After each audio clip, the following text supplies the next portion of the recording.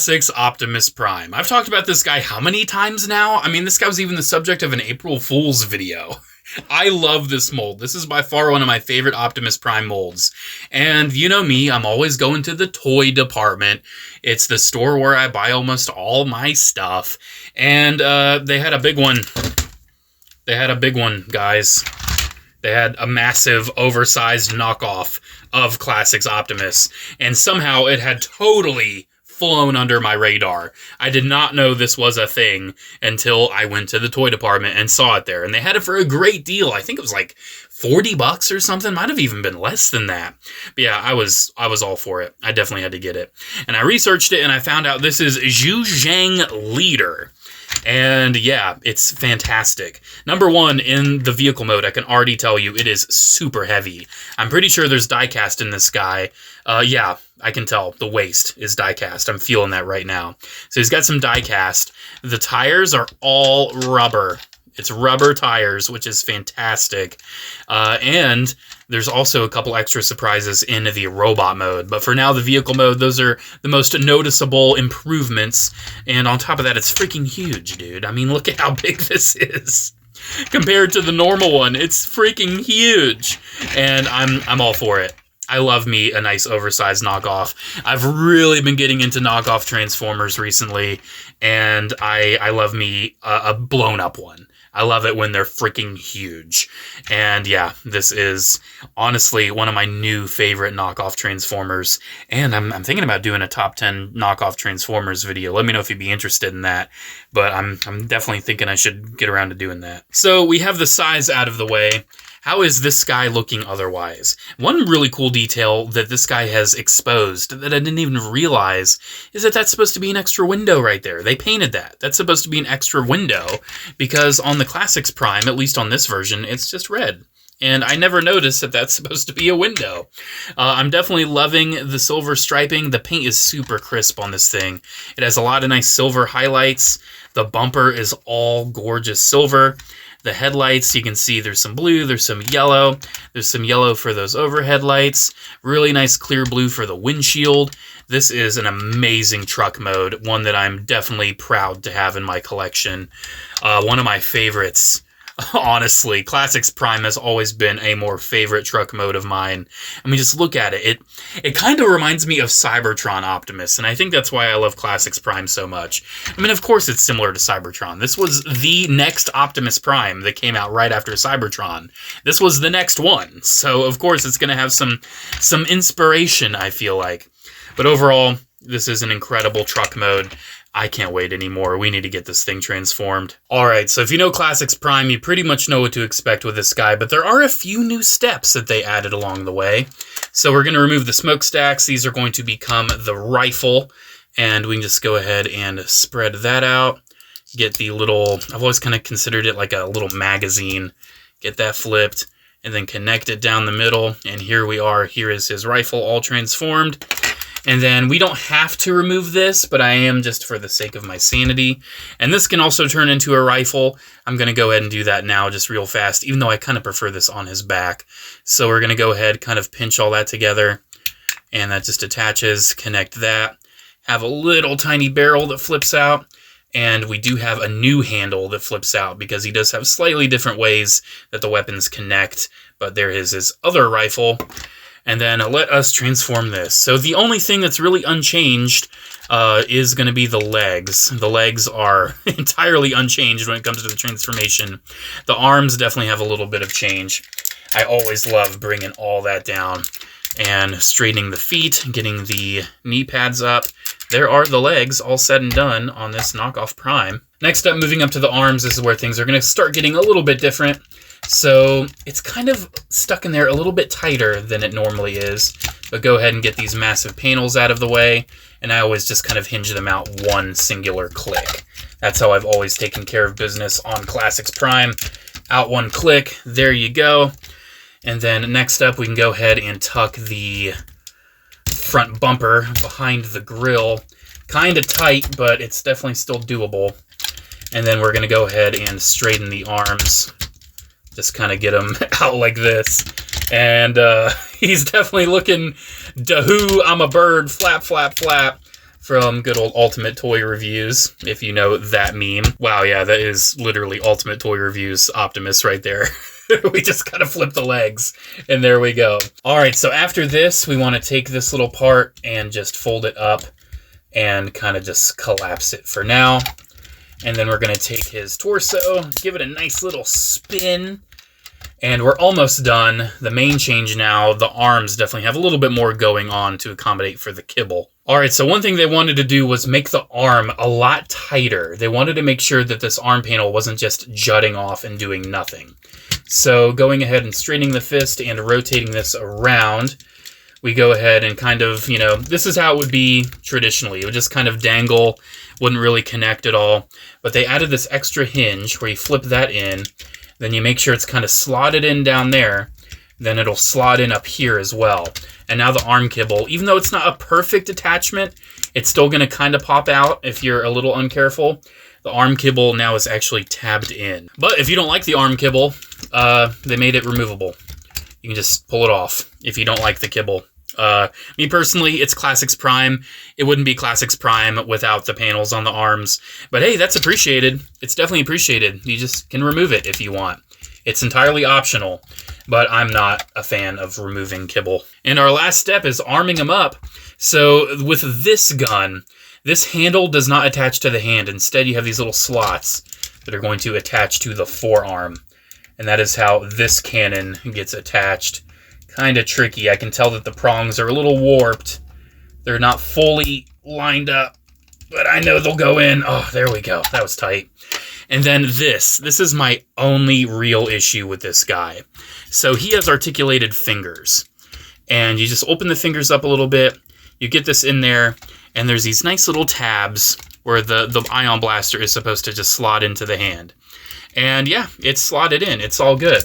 But the problem is, as you're moving this guy around, all of the ratchets and everything, it's going to move that slot out, and it's just going to dangle in the hand. That is essentially my only complaint with this figure. Because just look at this thing, dude. This is impressive. This is one hell of a knockoff. The quality is fantastic. The plastic feels great. The paint is great. The metal is great. The rubber is great because he does have extra rubber. He's got it on the bottom of his feet because they understood that, hey, this guy's going to be freaking heavy and he's going to want to slip slide all over the place. Look at this. That rubber is so tight on there.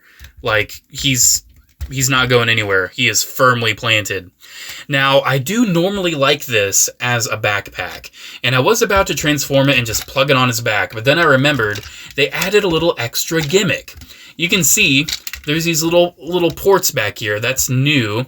We can take this gun, plug it in to those ports, and we can give our Classics Optimus Prime a massive shoulder cannon. How cool is that? We can give Prime a shoulder cannon. And we can lift it up a little bit too, make sure it's kind of out of the way and everything, reposition that hinge back there. And yeah, Prime has a freaking shoulder cannon. That honestly looks so awesome, and I like that better as a shoulder cannon than a handheld blaster. I am all for that. But just, you know, for the sake of it being Classics Prime, and especially when I compare it to the normal one, I'm just going to put it back as his backpack. Now, immediately for size comparisons, I'm going to bring in 86 Optimus first, so you can see, wow, it's huge. It's freaking huge, and I love it. It is definitely like old school leader class size, maybe even a little bigger. I'm loving the size on this. I didn't realize how much I needed a massive Classics Prime in my life until I got this guy. Speaking of, here he is directly with that Classics Optimus Prime. And you can see they definitely sized him up. You can see what I mean about the arm kibble, how it's just kind of jutting off to the side, not super compact on the original. While here, they added that extra hinge to have it closer to the arm, and they added some extra tabs so the arm kibble is a little bit more tabbed in. One thing that I'm definitely disappointed by, I've always enjoyed being able to display this Optimus with the smokestacks attached to the backpack, because it kind of gives it the G1 look of having smokestacks on the back. And that was accomplished by a couple of extra holes on the back of the extra gun. They omitted the holes on this one, so you cannot put the smokestack blaster on the backpack like that. that kind of sucks. I don't know if it was just an oversight on their part, but I definitely was hoping that would be doable. One of the biggest differences between these guys is going to be the head sculpt. I have always enjoyed the original Classics Optimus Prime head sculpt. I've always thought it looked lean, mean, in charge, very modernized. I loved all the extra detail, the vents on the side. I've always thought this to be one of the best Optimus head sculpts of all time. Well, they decided to go the original route with this oversized knockoff. Jujiang gave him a completely new head sculpt. And I'm not gonna lie, I miss the original Classics head. I wish I had the option to have both. But this is still a really cool looking Optimus face. This head sculpt definitely gives me super mode vibes because he has like this added jawline on the bottom of the battle mask, and his ears are also spread out at an angle, which also gives me some super mode vibes. Very, late Japanese G1 with this head sculpt. I don't know if this head comes from anything in particular. Even though I review these toys, sometimes I don't know every single detail about them. I'm sorry, but it's still a really cool head nonetheless. The rest of the detail on this guy is essentially unchanged. It's Classics Prime. You know Classics Prime. I know Classics Prime. We all know and love Classics Prime. Who doesn't, dude? Wait, one thing I think I just noticed. I noticed that same connector on this. Did they make it so you could take these kibble pieces and attach it to the back? I think so. I think that's why those pieces are there. I think so. I think they made it so you could actually attach these to the back if you want. I'm not sure how stressed I am about this, but yeah, I think that was the original intention. Like, you could give him the shoulder cannons, obviously, but yeah, they designed it so you could actually add those panels to his back instead of on his arms. So that's kind of cool. It's not like they just vanished. They have somewhere to go. But for me, I already said it, it's Classics Prime.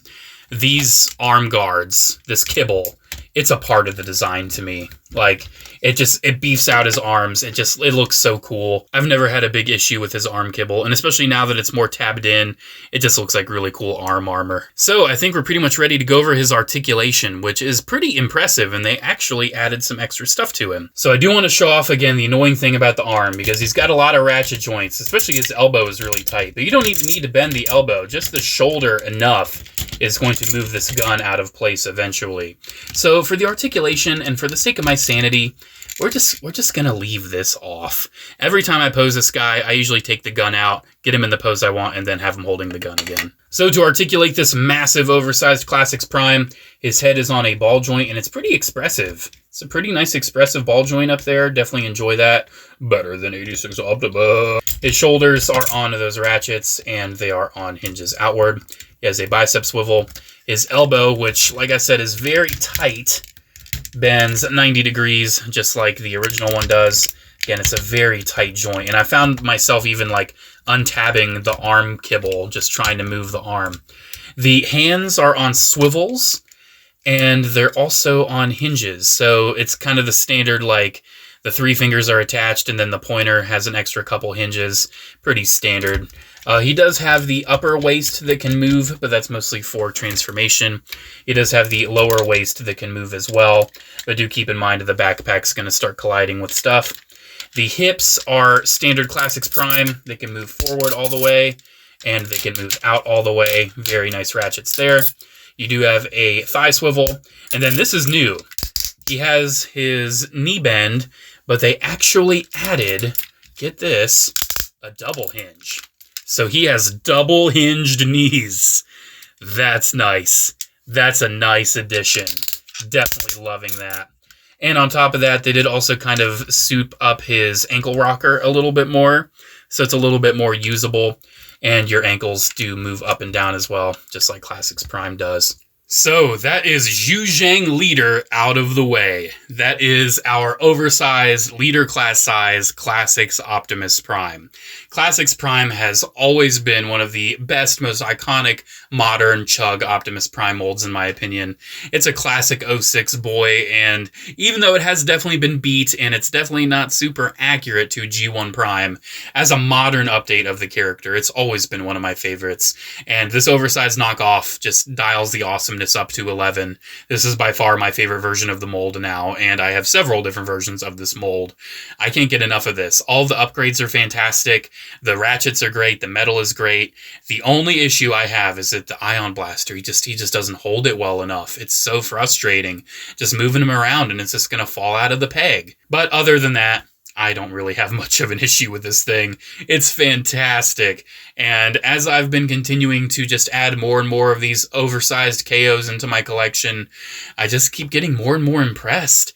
This is one of the most surprising figures I have bought this year. I can't believe I didn't know about this any earlier. And apparently it's been around for years, too. It's been around for a long time. So guys, there you go. Let me know what you think about this down in the comments below. Special shout out to channel members as always. Thank you all so much for the continued support. And I do also again want to mention that channel membership has some added perks. As always, you do get early access to videos, but now you do have some more exclusive content that will be rolling out, as well as a channel member exclusive Discord. Alrighty guys, that's pretty much it again. Thank you so much for watching. Have a good one, and I'll see you in the next video. Bye.